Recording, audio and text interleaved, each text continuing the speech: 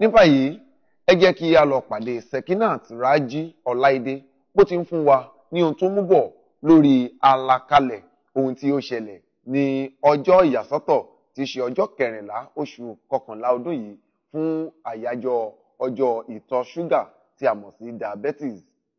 Ìtọ̀ ṣúgà jẹ́ àìsàn tí ó túmọ̀ sí pé glucose ìyẹn ṣúgà pọ̀ jù nínú ẹ̀jẹ̀. Ara nílò ṣúgà nítorí òun ló ń fúnni ní agbára, ṣùgbọ́n bí ó bá ti pọ̀ jù ni ó léwu fún àgọ́ ara. Ohun tó ń ṣokùnfà glucose nínú ara wa ni àwọn oúnjẹ tí à ń jẹ àti irú ìgbé ayé tí ènìyàn ń gbé. Ẹ̀yà kan wà nínú ara wa tó ń jẹ́ àmọ́, ìyẹn pancreas. Àmọ́ yìí ni ó ń pèsè ohun kan tí ó ń jẹ́ insulin, ìyẹn oje ara. Èyí ló sì máa ń jẹ́ kí glucose máa lọ láti inú ẹ̀jẹ̀ sí inú àwọn ẹ̀yà ara tó nílò wọn. Níbẹ̀ ló sì ti ń di agbára tí ènìyàn fi ń wà láàyè ṣe ohun gbogbo tó fẹ́ ṣe.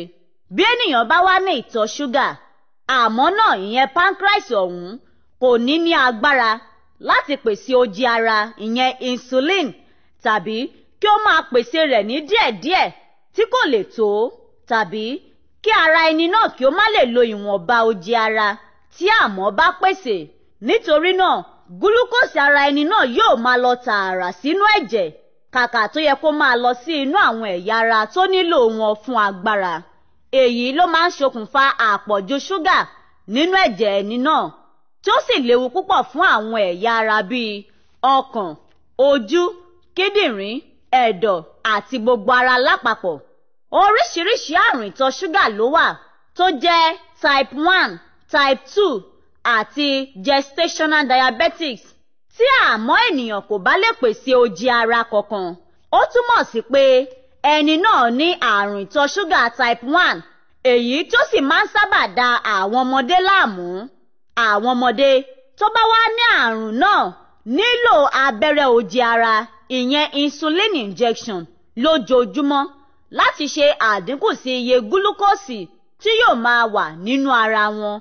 Láì jẹ́ bẹ́ẹ̀, ó léwu púpọ̀. Ẹ̀wẹ̀, bí ìdá 90% àwọn tó ní àrùn ìtọ̀ ṣúgà ní àgbáyé ni wọ́n ní type 2. Nínú eléyìí, ó lè jẹ́ wípé àmọ́ ara wọn kò lè pèsè oje ara, tàbí ara wọn kò lè ṣe àmúlò oje ara náà. Ìtọ̀ ṣúgà type 2 yìí kì í sábà mú ara àsanjù lọ́wọ́. Bẹ́ẹ̀, ènìyàn lè ṣe ìtọ́jú rẹ̀ pẹ̀lú eré ìdárayá amárata kébé, ìyẹn exercise, àti nípa yíyan oúnjẹ tí ènìyàn yóò máa jẹ. Ìgbà mìíràn dẹ̀ wà tó jẹ́ wípé oògùn ìlera àti abẹ́rẹ́ lóríṣiríṣi ni ẹni náà yóò máa gbà. Àti type 1 àti type 2 yìí ni ó léwu púpọ̀ fún ìlera ẹ̀dá. Gestational diabetes tí ó jẹ́ ẹlẹ́ẹ̀kẹta.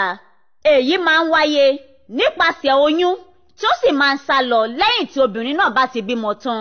Ṣùgbọ́n tí irú àwọn ọmọ bẹ́ẹ̀ máa ń wà nínú ewu ìtọ̀ ṣúgà type 2 lẹ́yìn tí wọ́n bá ti dàgbà.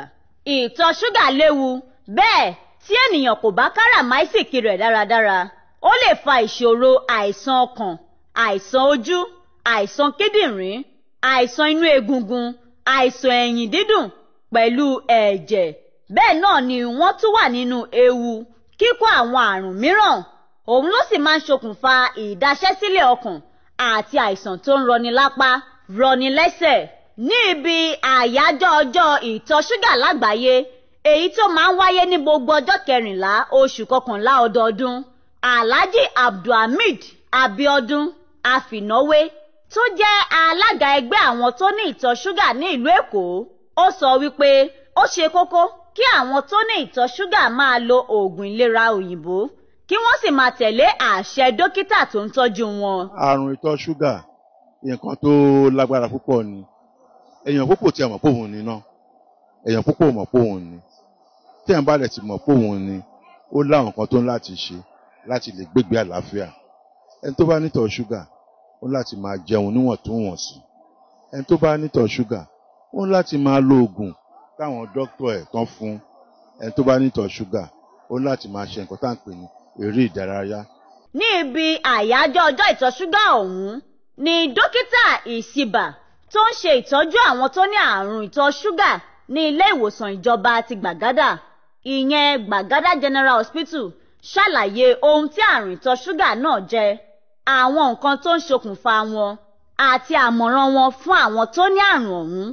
Ẹ̀dọ̀fóró tí ó máa ń sun oje tí à ń pè ní insulin tí kò bá tó mọ́, tàbí ó lè wá okó pọ̀ ṣùgbọ́n àwọn ẹ̀yà ara wọn ò lè mú oje yẹn, wọn ò lè mú lò mọ́.